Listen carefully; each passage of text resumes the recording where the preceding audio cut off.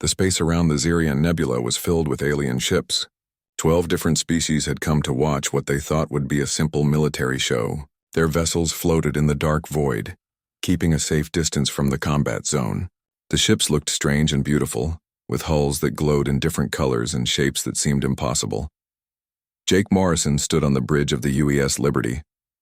He was a commander in Earth's first deep space navy. The Liberty was humanity's newest warship, built for exploring beyond the solar system. Jake looked out at the alien vessels through the main screen. He had never seen so many different types of ships in one place. The humans were here as guests. The Galactic Council had invited them to watch the demonstration. Most of the alien races saw humans as new and primitive. Earth had only recently learned how to travel faster than light. To the older civilizations, humans were like children playing with toys. Admiral Kelsey Brooks walked across the bridge. She was in command of this mission. Kelsey had short gray hair and sharp blue eyes.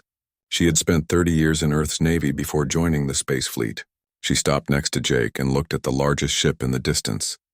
The Zephyrian dreadnought was 3 kilometers long. Its hull was smooth and silver, with blue energy lines running along its sides. The ship looked like a massive spear floating in space. The Zephyrians were known for having the best weapons in the galaxy. Their plasma cannons could destroy entire asteroids with one shot. Impressive, Kelsey said quietly. She watched the alien ship prepare for its demonstration. But there's something about it that seems too perfect. Jake nodded. He understood what she meant. The alien ships all looked clean and orderly. They moved in straight lines and kept perfect formations. Everything was planned and predictable.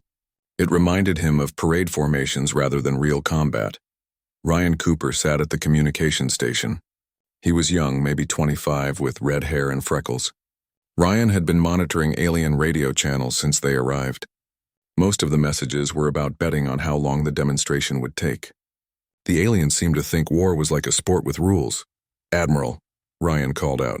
"I'm getting some strange signals from the edge of the nebula." Kelsey walked over to his station. "What kind of signals?" "They're very faint, almost like they're trying to hide. But the pattern is wrong for normal space traffic." Danny Walsh looked up from his engineering station. He was a big man with dark skin and calloused hands. Danny had worked on ships since he was 16. He knew engines better than most people knew their own families. "Could be sensor ghosts," Danny suggested. "The nebula plays tricks with long-range scans." But Ryan shook his head. "No, this is different. The signals are moving in formation, and they're big. Really big." Dr. Amy Phillips entered the bridge from the medical bay. She was a small woman with blonde hair pulled back in a tight bun. Amy was both the ship's doctor and a trained engineer. Earth's military believed in cross-training their officers for situations exactly like this. "What's the situation?" Amy asked. "Probably nothing," Kelsey replied. But her voice showed she wasn't completely sure. The main screen changed to show the Zephyrian demonstration beginning. The dreadnought fired its plasma cannons at target drones. The weapons created bright blue beams that crossed space in perfect lines. Each shot hit its target exactly in the center. The drones exploded in brilliant flashes of light. The alien observers sent congratulations over the radio. Their voices sounded impressed but not surprised. This was what they expected from advanced warfare. Clean, precise, and totally controlled. Nancy Torres was the Liberty's pilot. She had learned to fly in the asteroid belts around Mars. Nancy was used to flying through dangerous spaces where one mistake meant death. She watched the alien demonstration with interest. "They're good shots," Nancy said. "But those targets aren't shooting back," Jake smiled. Nancy always got straight to the point. The alien demonstration was impressive, but it wasn't realistic. Real enemies didn't fly in straight lines or wait to be shot. Suddenly, Ryan's station began beeping rapidly. His face went pale as he read the incoming data. "Admiral, we've got a problem. Multiple contacts emerging from the nebula. They're not on any known ship registry." The main screen switched to long-range sensors. Dark shapes were moving out of the colorful gas clouds. At first, they looked like asteroids. But as the computer enhanced the image, everyone on the bridge could see the truth. The ships were alive. They had organic hulls that pulsed with sickly green light. Instead of metal armor, they were covered in what looked like black skin. The vessels moved like sea creatures swimming through water instead of mechanical ships flying through space. "Voidborn," Kelsey whispered. The words sent a chill through the bridge. Everyone in the galaxy knew stories about the Voidborn. They were an ancient enemy that consumed entire worlds. Their bioships could eat metal and energy, growing stronger with each battle. They had disappeared 300 years ago. Most people thought they were extinct. Amy checked her datapad quickly. According to galactic records, the Voidborn consume all organic matter they encounter. They turn planets into empty rocks. The alien fleets began receiving the same sensor data. Radio channels filled with panic as the observers realized what they were facing. The Zephyrian dreadnought started moving into a defensive position. The other ships tried to form battle lines, but they were moving too slowly. The alien commanders were used to planned battles with rules and formations. They weren't ready for an enemy that attacked like wild animals. Jake counted the dark shapes on his screen. 50 contacts, maybe more still in the nebula, and they're headed straight for the populated systems, Nancy added. Kelsey looked at her crew. She had spent years training them for situations like this, but she had never imagined their first real battle would be against a legendary enemy that shouldn't exist. The Voidborn ships were getting closer. Soon they would be in weapons range. The alien fleets were still trying to organize their defenses. Everything was happening too fast for their careful military procedures. "Orders, Admiral?" Jake asked. Kelsey stared at the approaching enemy. She thought about the millions of people living on the nearby worlds. She thought about her crew and their families back on Earth. Most of all, she thought about what her old instructors had taught her about impossible situations. Sometimes the only way to win was to do something nobody expected. "All hands, prepare for combat," she announced over the ship's communication system. "We're going in." The first Voidborn ships came out of the nebula like monsters from a nightmare. Their hulls were black and wet-looking, covered in veins that glowed with green light. Instead of normal weapons, they had organic cannons that looked like giant mouths. The ships moved in ways that made no sense, twisting and turning like living creatures. Captain Lisa Grant of the Zephyrian dreadnought began giving orders to her fleet. But the alien commanders were confused. Their books and training had no information about fighting the Voidborn. Most species had only heard stories about them. The reality was much worse than the legends. The Council observer ships were not built for fighting. They were science vessels and diplomatic craft with weak shields and small weapons. Their crews were researchers and ambassadors, not soldiers. Now they found themselves facing an enemy that wanted to eat them alive. Jake Morrison watched the alien fleets trying to organize. They moved slowly and carefully, following procedures that took too much time. The Voidborn ships were getting closer every second. Soon they would be close enough to attack. "The alien fleets won't be ready in time," Jake told Admiral Brooks. Kelsey nodded. She could see the same thing. The aliens were used to fighting wars with rules and honor. They exchanged formal challenges before battles. They gave enemies time to surrender. The Voidborn didn't follow any rules except hunger. "Admiral, what are your orders?" asked Ryan Cooper from his communications station. Kelsey looked at her crew. The Liberty was the smallest warship in the area. Compared to the Zephyrian dreadnought, it was tiny. The human ship had only basic weapons and shields. By every logical calculation, they should stay back and let the bigger ships handle the fighting. But Kelsey had not become an admiral by following logical calculations. "Nancy, set course for the center of the Voidborn formation, maximum speed." Nancy Torres looked surprised. "Admiral, that's 50 enemy ships. We'll be outnumbered 50 to 1. I can count, pilot. Execute the order." Nancy's hands moved over her controls. The Liberty began accelerating toward the approaching enemy fleet. On the main screen, the Voidborn ships grew larger and more terrifying. Danny Walsh's voice came over the intercom from engineering. "Admiral, I'm pushing the engines past safe limits. We'll have maximum power in 30 seconds. Dr. Amy Phillips left the bridge to prepare the medical bay. She knew there would be wounded crew members soon, but before she left, she stopped at a supply cabinet and pulled out her engineering tools. Amy had learned long ago that in real emergencies, everyone did whatever job needed doing. The alien fleets watched in shock as the small human ship charged toward the enemy. Radio channels filled with confused messages. Most alien commanders thought the Liberty had suffered a mechanical failure. Others believed the humans had gone insane. "Human vessel Liberty, what are you doing?" came a transmission from the Zephyrian dreadnought. "You are flying directly into enemy formation." Jake opened a channel to respond. "We're going to attack." "Attack? You are one small ship against 50 large ones. This is suicide." "Maybe, but it's better than letting them reach the colonies." The alien commander went quiet. In all their history, the Zephyrians had never seen anyone charge alone into impossible odds. It went against every principle of civilized warfare, but humans had learned different principles. The Liberty reached the edge of the Voidborn formation. The enemy ships were even more horrible up close. Their hulls moved like muscle under skin. Weapon ports opened and closed like breathing. Some ships had eyes that followed the human vessel as it passed. First contact in 10 seconds, Nancy announced. Jake activated the ship's weapons. The Liberty's plasma cannons were small compared to alien weapons, but they were fast and accurate.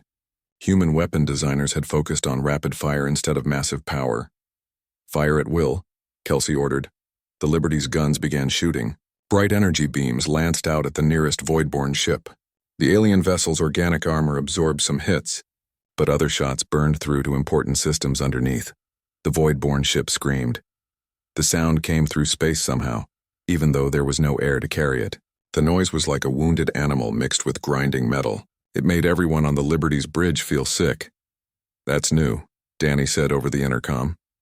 More Voidborn ships turned toward the Liberty. Their organic weapons began charging up, glowing brighter and brighter. But Nancy was already moving the ship away from their aim points.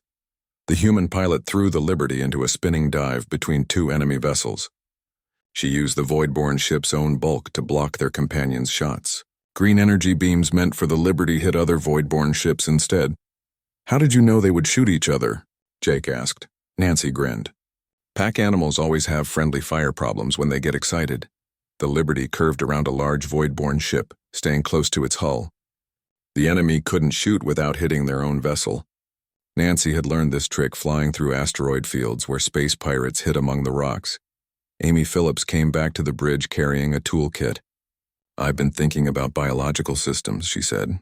"If these ships are alive, they might have nervous systems we can disrupt. What do you need?" Kelsey asked. "Access to the sensor array. I want to try something."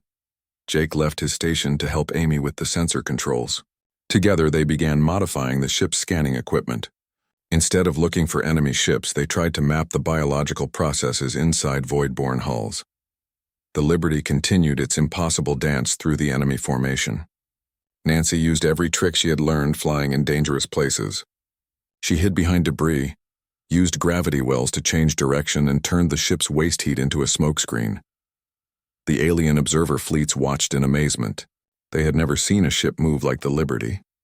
Most space battles were fought at long range with careful aim. This was like watching someone fight with a knife in a sword duel, but it was working. The Voidborn ships were getting confused. They kept shooting each other while trying to hit the fast-moving human ship. Their formation was breaking apart as individual vessels chased the Liberty in different directions. Danny's voice came over the intercom again. "Admiral, I'm routing power from life support to weapons. We'll have 30% more firepower, but the air will get stale fast." "Do it," Kelsey ordered. Jake looked at the tactical display. The Liberty had destroyed 3 Voidborn ships and damaged several others. More importantly, they had disrupted the enemy's coordinated attack. The alien fleets were finally getting organized, but they still moved too slowly. "We need to buy them more time," Jake said. Kelsey nodded. "Nancy, take us deeper into their formation." The Liberty dove toward the largest concentration of enemy ships. Around them, the Voidborn vessels moved like angry sharks trying to corner their small prey. But Nancy was too fast and too clever. She had grown up flying in 3 dimensions while most alien pilots thought in straight lines. The human ship was outnumbered and outgunned. By every rule of space warfare, they should have been destroyed in the first minute. But humans had written their own rules during thousands of years of fighting each other, and those rules said that sometimes the impossible was just another word for necessary. The Liberty spun through the heart of the Voidborn fleet like a deadly dancer. Nancy Torres had the ship moving in patterns that made no sense to alien minds. She used the enemy's own ships as shields, diving under their hulls and curving around their weapon ports. The Voidborn kept trying to follow her movements, but they were too slow and too big. Jake Morrison coordinated the attacks from his tactical station. Instead of the long-range shooting that aliens preferred, he kept the Liberty close enough to touch the enemy ships. At point-blank range, even their small weapons could punch through Voidborn armor. "Target their weapon clusters," Jake called out to the gunners. "Don't worry about killing them fast. Just make them hurt." This was another human idea that shocked the alien observers. Most civilized species tried to end battles quickly with clean kills. Humans had learned that wounded enemies often made mistakes that healthy ones didn't. Dr. Amy Phillips worked frantically at the modified sensor station. Her medical training helped her understand the biological patterns she was seeing inside the void-born ships. The creatures had something like a nervous system, with energy flowing through organic conduits. "I think I found something," Amy announced. "Their nervous systems use electrical signals just like Earth animals. If we can disrupt those signals, what do you need?" asked Kelsey. "Danny's help with the power systems." And about 3 minutes without getting shot, Danny Walsh's voice came over the intercom. "I'm on my way to the bridge. But Admiral, we're running hot on everything. The engines are at 120%. The weapons are overcharged and I'm pulling power from systems that aren't supposed to be disconnected." "How long can we keep this up?" Kelsey asked.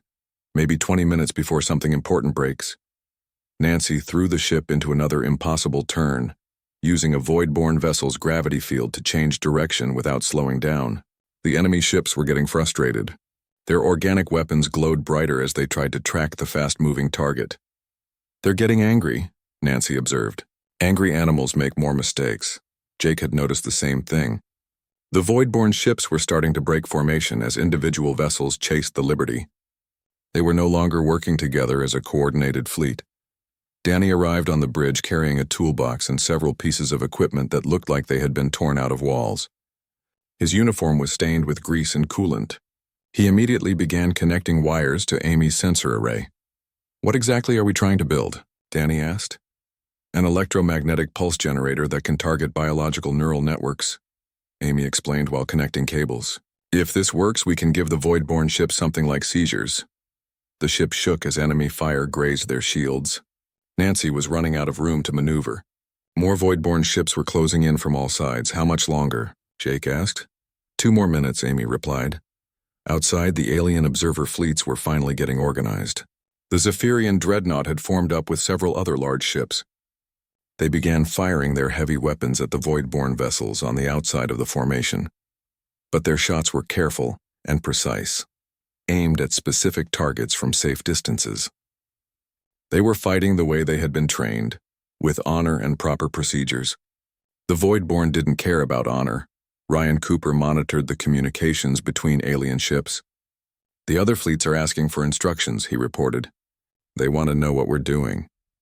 "Tell them we're making it up as we go along," Kelsey replied. This was the truth. Human military doctrine was built around adapting to unexpected situations. Earth's history was full of wars where the side with better plans lost to the side that could change their plans faster. The Liberty curved around another Voidborn ship, and Jake noticed something important. The enemy vessels were starting to cluster together, trying to trap the human ship in a smaller space. But this also meant they were getting in each other's way. "Nancy, can you get us to the center of their formation?" "Probably, but we'll be surrounded with no way out." "That's what I'm hoping for." Nancy grinned and pushed the engines harder. The Liberty shot toward the middle of the Voidborn fleet like an arrow. Enemy ships moved to intercept, but Nancy was already past them. Amy and Danny finished their modifications just as the ship reached the center of the enemy formation. The improvised neural disruptor was ready to test. "Target the largest ship," Amy said. "If this works on their command vessel, it might affect the whole fleet." The biggest Voidborn ship was the size of a small moon. Its hull was covered in what looked like brain tissue, with electrical patterns flowing across its surface. This was clearly the creature that controlled the others. "Firing neural disruptor," Amy announced. An invisible pulse of electromagnetic energy reached out from the Liberty.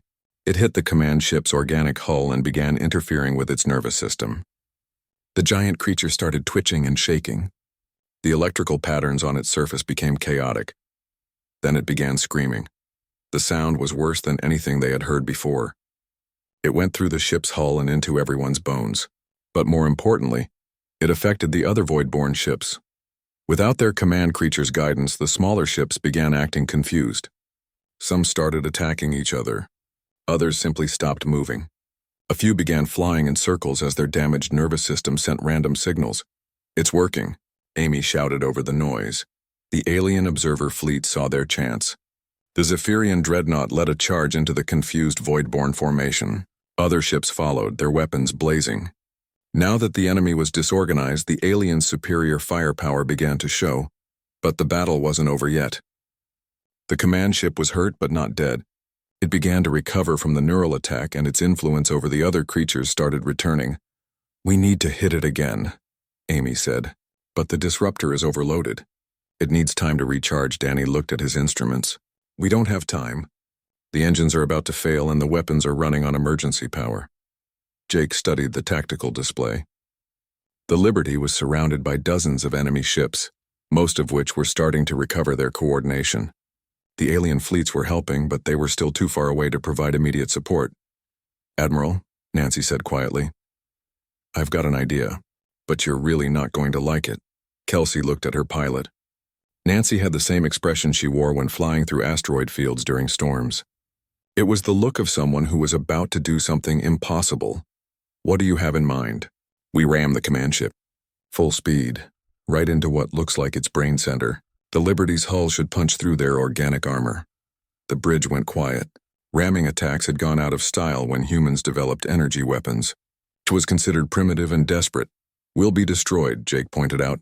"Maybe, but if we take out their command ship, the rest of the fleet will be helpless. The aliens can clean them up." Kelsey looked around at her crew. They were all young and far from home. They had families waiting for them back on Earth. But they also knew what would happen to the civilian colonies if the Void-born fleet escaped. "It's your choice," she told them. "We can try to run or we can finish this." Nobody said anything for a moment. Then Ryan Cooper spoke up from his communication station. "I vote we finish it.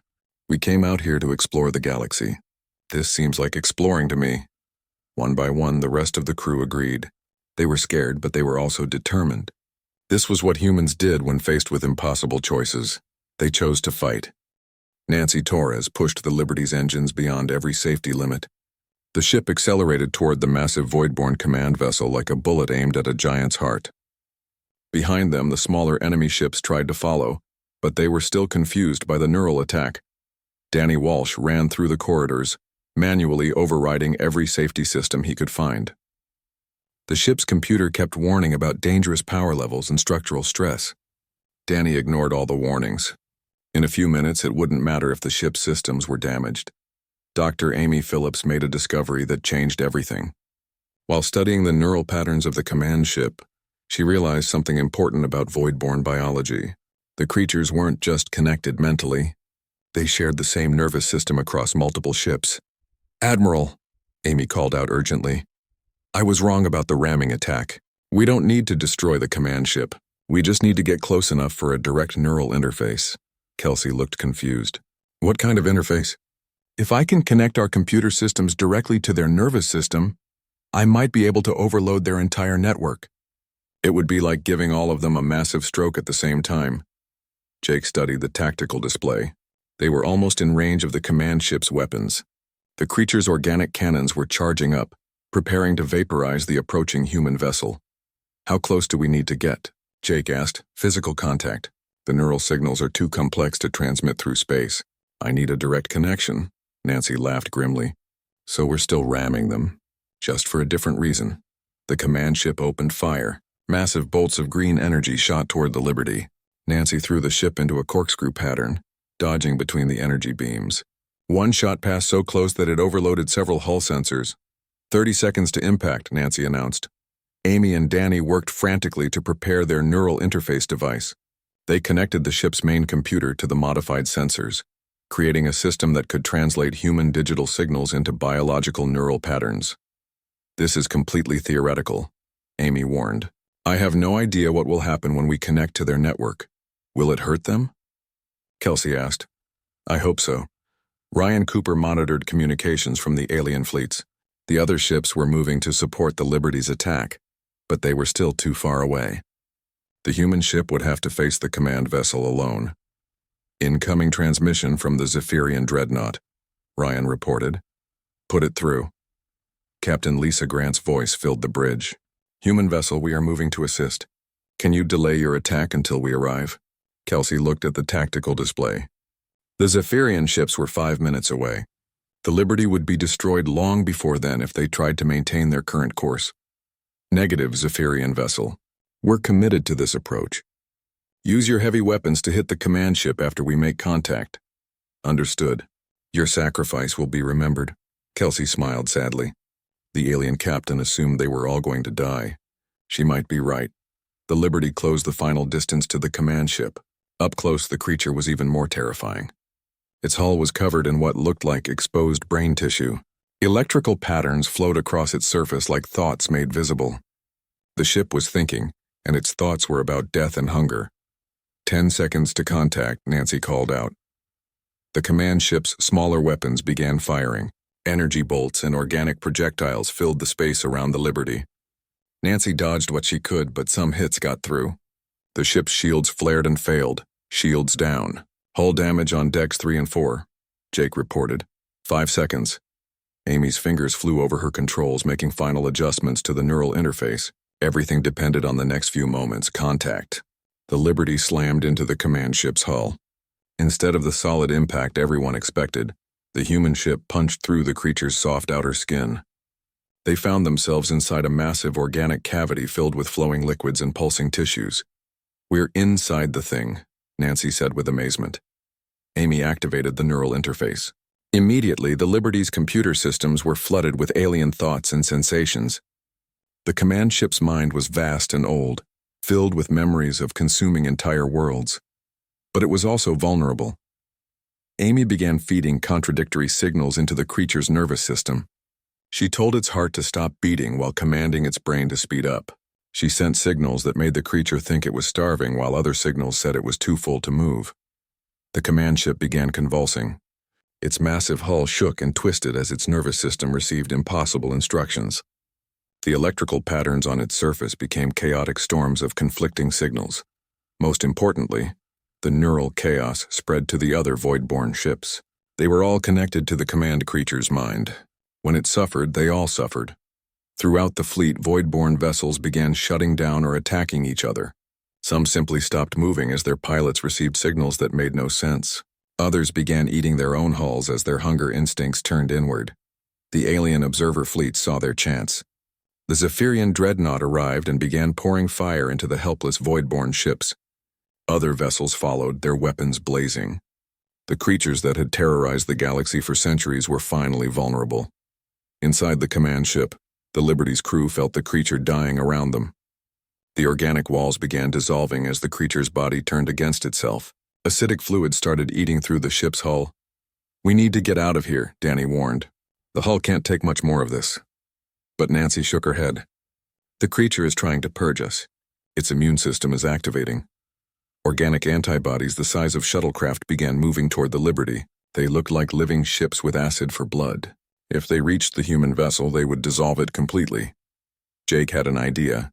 "Amy, can you convince this thing that we're part of its body?" "Maybe, but I'd have to integrate our ship's systems even deeper into its nervous network." "Do it." Amy sent new signals to the command ship's brain. She made it believe that the Liberty was an important organ that needed protection. The attacking antibodies stopped moving and began forming a protective shell around the human ship. Outside, the battle was turning into a massacre. The void-born fleet was destroying itself under the influence of the neural chaos. The alien fleets picked off the survivors with precise shots. Creatures that had once seemed unstoppable were reduced to floating debris.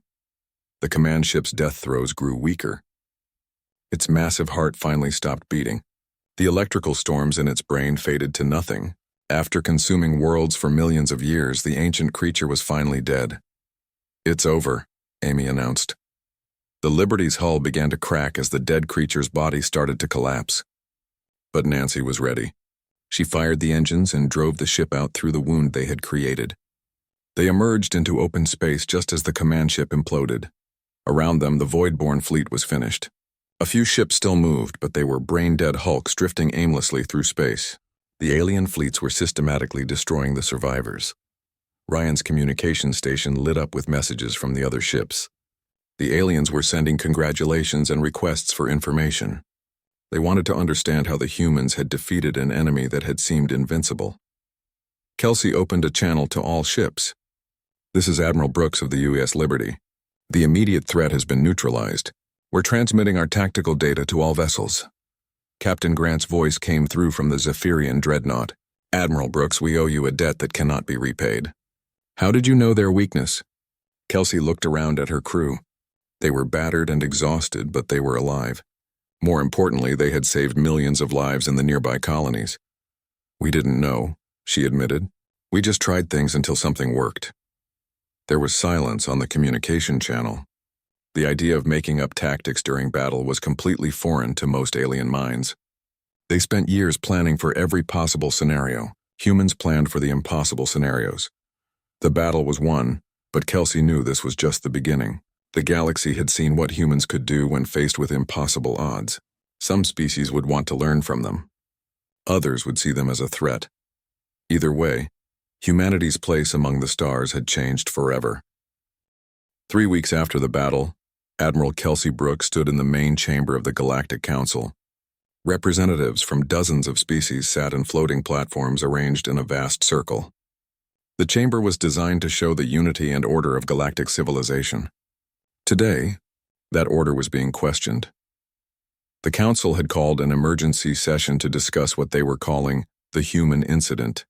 Many species were uncomfortable with the way humans had fought the Voidborn. It went against everything they believed about proper warfare. Kelsey wore her dress uniform, the dark blue fabric decorated with medals she had earned over 30 years of service. Behind her stood Jake Morrison and the other senior officers from the Liberty. They looked small and primitive compared to the advanced aliens around them. The Zephyrian ambassador spoke first. Captain Lisa Grant had recommended Kelsey for the council, but not all Zephyrians agreed with the decision. The humans fought bravely, the ambassador admitted, but their methods were chaotic and dangerous. They risked their own ship needlessly. An insectoid representative from the Hive Collective clicked its mandibles in agreement. Proper warfare requires planning and coordination. The humans acted without orders or authorization. This sets a dangerous precedent, but other voices disagreed. The crystalline beings from the Resonance Coalition had studied the battle recordings carefully. Their speaker's voice chimed like musical notes. The humans achieved victory against impossible odds. Their adaptability may be exactly what we need against unknown threats. Kelsey listened to the debate with growing frustration. The aliens were treating the battle like an academic exercise. They discussed tactics and casualties as if they were reviewing a chess game. None of them seemed to understand what the fight had really been about. Finally, the council chairman called for Kelsey to speak. He was an ancient being from a species that looked like walking trees. His voice was slow and formal. Admiral Brooks, please explain your actions during the recent engagement. Kelsey stepped forward. She had prepared a careful speech about military necessity and tactical adaptation, but looking around at the alien faces, she decided to tell them the truth instead. We didn't have a plan, she said simply. When we saw the Voidborn ships, we knew people were going to die if we didn't act. So we acted, the chamber filled with surprised murmurs. Most species planned their battles years in advance. The idea of fighting without a detailed strategy was almost incomprehensible. But how did you coordinate your attacks? Asked the Zephyrian ambassador. We talked to each other, Jake answered. When someone had an idea, they shared it. When something didn't work, we tried something else. Dr. Amy Phillips stepped forward. The key was combining different types of knowledge. I used medical training to understand alien biology. Danny used engineering skills to modify our weapons. Nancy used her piloting experience to develop new tactics. The insectoid representative looked confused. You allowed non-military personnel to make tactical decisions. We allowed smart people to solve problems, Kelsey replied. That's what humans do.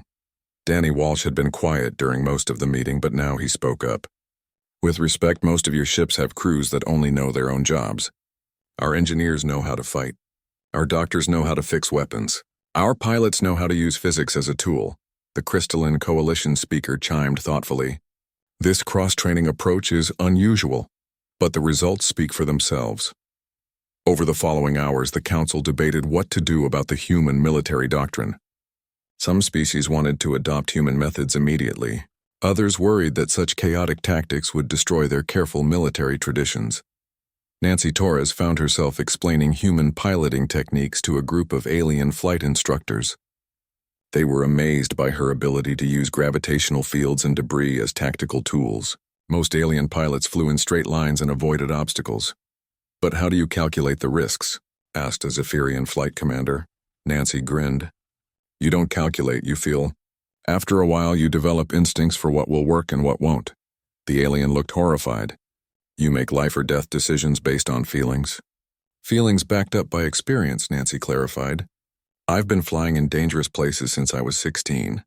I've learned to trust my instincts because they've kept me alive. Meanwhile, Ryan Cooper was teaching alien communications officers about human coordination methods. Instead of following rigid command structures, human crews shared information constantly.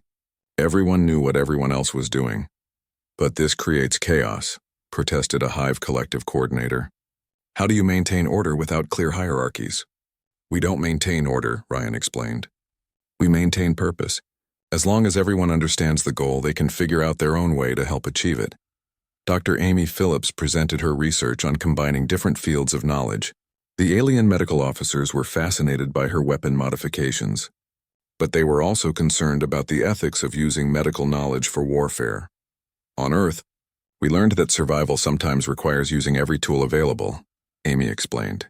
I'd rather use my medical knowledge to stop an enemy than use it to treat the victims of my failure to act.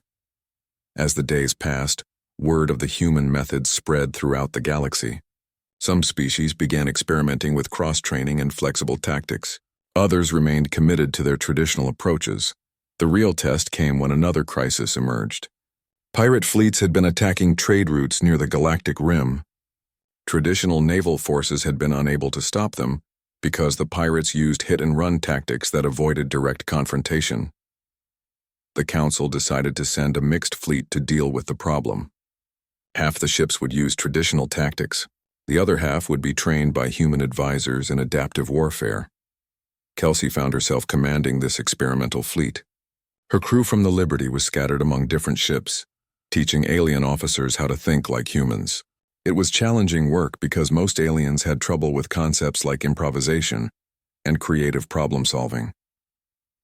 The first engagement with the pirates went exactly as Kelsey expected. The traditional fleet tried to form battle lines and engage in formal combat.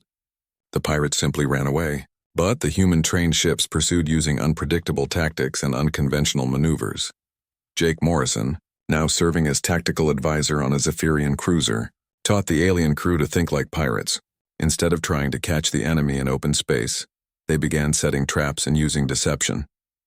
Nancy Torres helped alien pilots learn to use asteroid fields and nebulae as hunting grounds. She showed them how to hide among natural obstacles and attack from unexpected angles. Within a month, the pirate problem was solved. The criminals couldn't adapt to opponents who changed their tactics constantly. They were used to fighting predictable enemies who followed established rules. The success led to more requests for human military advisors. Species that had once looked down on humanity now competed for the chance to learn human methods. Cross-training programs were established on dozens of worlds, but the most important change was in how the galaxy thought about warfare itself. For centuries, space combat had been a formal affair with rules and traditions. Humans brought a different philosophy based on adaptation and creativity. Admiral Brooks was officially appointed as the first director of adaptive combat training for the Galactic Defense Council. Her job was to prepare the galaxy for threats that couldn't be defeated by conventional methods. Jake Morrison established training centers where officers from different species learned to work together. The programs emphasized problem-solving and creative thinking over rigid procedures. Dr. Amy Phillips founded the Institute for Cross-Disciplinary Military Studies. Her research into combining different fields of knowledge led to breakthrough developments in weapons, shields, and tactics. Danny Walsh became the galaxy's leading expert on battlefield improvisation. He taught engineers throughout known space how to modify systems in real time during combat. Nancy Torres started the first interspecies pilot exchange program. Alien pilots learned human techniques while humans studied alien flight methods. The combination produced new tactics that were better than either species could develop alone. Ryan Cooper pioneered new communication, protocols that allowed different species to coordinate effectively during battle. His work made it possible for mixed fleets to function as unified forces. The Liberty itself became a symbol of humanity's contribution to galactic civilization. The ship was repaired and upgraded, then sent on a tour of member worlds. Everywhere it went, Crowds gathered to see the vessel that had changed the course of history. But perhaps the most important change was in how other species viewed humanity.